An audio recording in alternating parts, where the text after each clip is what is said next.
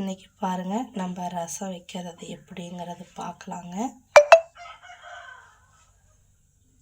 புளி பாருங்கள், இப்போ ஒரு எலுமிச்சப்பழ சைஸில் புளி கொஞ்சம் எடுத்துக்கிட்டாங்க. இன்றைக்கி ரசம் தான் எப்படி வைக்கிறதுன்னு பார்க்கலாம். முதல்ல புளியை ஒரு டைம் கழுவிக்கலாங்க. பாருங்கள், புளியை கொஞ்சோண்டு கழுவிக்கிட்டோம், ஏன்னா அதில் இருக்க தூளெல்லாம் வந்துடுங்க. அப்புறம் கொஞ்சோண்டு தண்ணி ஊற்றி ஊற வச்சுருங்க.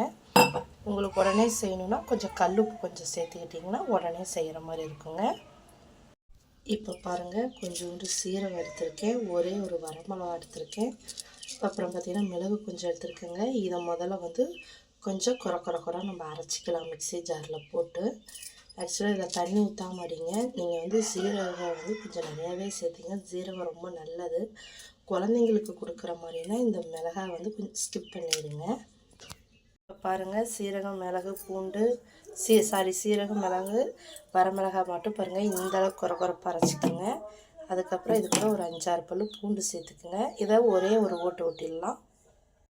இப்போ பாருங்கம்மா, சீரகம், மிளகு, பூண்டு எல்லாம் நுணுக்கி வச்சுருக்கோம். இந்த அளவுக்கு கருவேப்பிலை தழை கொஞ்சம் எடுத்து வச்சுங்க. மிளகாய் நான் 2 ரொம்ப காரமான மிளகாங்க, அதனால் சின்ன சைஸில் 2 எடுத்து கிள்ளி வச்சுருக்கேன். உங்களுக்கு எந்த அளவுக்கு காரம் வேணுமோ அதுக்கு தகுந்த மாதிரி சேர்த்துக்குங்க.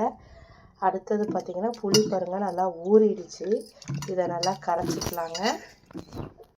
இப்போ பாருங்கள், நம்ம புளி கரைச்சி எடுத்துக்கிட்டோங்க. அது கூட நான் தக்காளி 3 சேர்த்துருக்கேன். நான் கொஞ்சம் புளி கம்மியாக சேர்த்துக்கிட்டேன், தக்காளி நிறையா பழுத்து இருக்குங்கிறதுனால.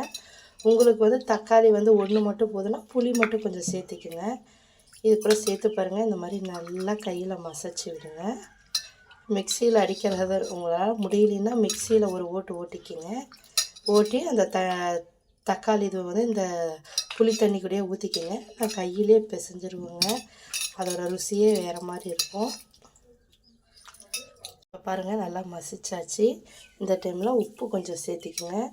உங்களுக்கு இந்த மாதிரி தக்காளி தோல் இருக்குங்க, அது உங்களுக்கு பிடிக்கலனா புளி ஊற வச்சு புளி பிசைஞ்சு அந்த வடிகட்டுறீங்க பார்த்தீங்களா, அந்த டைமு புளி கூடையே சேர்த்து தக்காளியும் நல்லா பிசைஞ்சிட்டு அப்புறம் வடிகட்டிக்கிங்க. உங்களுக்கு வேணான்னா நாங்கள் தக்காளி தோலோடையே ஊற்றிக்குவோங்க. இப்போ கல்லுப்பு கொஞ்சம் சேர்த்துக்கிட்டிங்களா.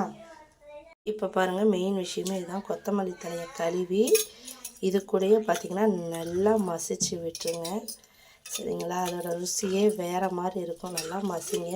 முடியலங்கிறப்போ நம்ம பாருங்கள் சீரகம், மிளகெல்லாம் அரைக்கிறோம் பார்த்தீங்களா, அந்த டைமில் நீங்கள் தக்காளியும் சீரக, மிளகு, பூண்டெல்லாம் அரைச்சாட்டி தக்காளியும் கொத்தமல்லி தழையும் அதில் போட்டு லைட்டாக ஒரே ஒரு குறைப்பாக அரைச்சிக்கிட்டிங்கன்னா, ஒரே ஒரு இது மட்டும் திரி விட்டுதுனிங்கன்னா கொஞ்சம் லைட்டாக மசிஞ்சிருங்க.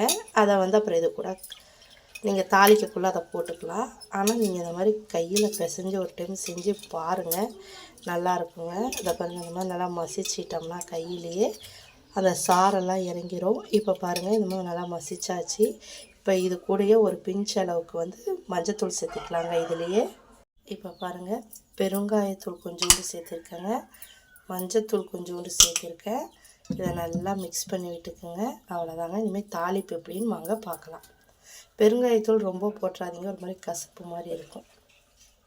இப்போ பாருங்கள், வானல் காஞ்சோடனே நம்ம தேவையான அளவுக்கு எண்ணெய் சேர்த்துக்கலாங்க. இது கூட கடுகு உளுந்து கொஞ்சம் சேர்த்துக்கலாம். இது நல்லா பொரிஞ்சு வரட்டுங்க. இப்போ பாருங்கள், கடுகு உளுந்து எரிச்சிக்கிட்டு இருக்கு. இந்த டைமில் நம்ம அரைச்சி வச்சுருக்க சீரக, மிளகு, பூண்டு, கருவேப்பிலை தழை, மிளகாயும் சேர்த்துக்கலாங்க. இப்போ பாருங்கள், எண்ணெயிலே போட்டுட்டோம். இதை ஒரே ஒரு செகண்ட் நல்லா இந்த மாதிரி வதக்கி விடுங்க. தீஞ்சிராமல் பார்த்துக்கோங்க, தீஞ்சிறப்போ தான் அடி பிடிச்சிடப்போகுது. லைட்டாக ஒரு வணக்கி விட்டுட்டு இப்போ அடுத்தது என்ன பண்ணுறதுன்னா, நம்ம பார்த்தீங்களா கரைச்சி வச்சுருக்கோம் பார்த்தீங்களா இந்த புளி தண்ணி, இது எல்லாமே அதில் ஊற்றிடலாங்க.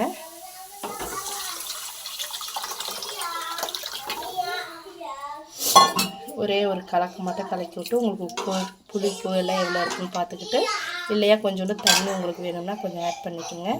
இப்போ நம்ம பார்த்திங்கன்னா அடுப்பு வேகமாக வச்சு விட்றலாம். இப்போ பாருங்கள், ரசத்துலேயே முக்கியமான விஷயம் என்னென்னா, ரசத்தை நம்ம முழுசாக கொதிக்க வச்சிட்டோம்னா அதோடய டேஸ்ட்டும் சுவையும் எல்லாமே மாறிடுங்க. இப்போ பாருங்கள், எல்லாம் சுற்றி பபுள்ஸ் வருங்க. நல்லா இந்த பபுள்ஸ் நல்லா வரட்டும். கொதிக்கிறதுக்கு முன்னாடியே அந்த பபுள்ஸ் வரக்குள்ளேயே பார்த்திங்கன்னா ஆஃப் பண்ணிடலாம். அப்படியே ஒரே ஒரு நிமிஷம் பாருங்கள். பாருங்கள், பபுள்ஸ் வந்துருச்சுங்க, கொதிக்க போது ஆஃப் பண்ணிடலாங்க. பாருங்கள், சுற்றி வந்துருச்சுங்களா. இப்போ நம்ம க்ளோஸ் பண்ணி வச்சுக்கலாங்க. இந்த மாதிரி ரசம் வச்சு ஒரு டைம் ட்ரை பண்ணி பாருங்கள். கண்டிப்பாக நல்லாயிருக்கும். நல்லா இருக்குதுன்னா உங்களுடைய ஃபீட்பேக் வந்து கமெண்ட் பண்ணுங்கள். கண்டிப்பாக சப்ஸ்கிரைப் பண்ணுங்கள். தேங்க்யூ.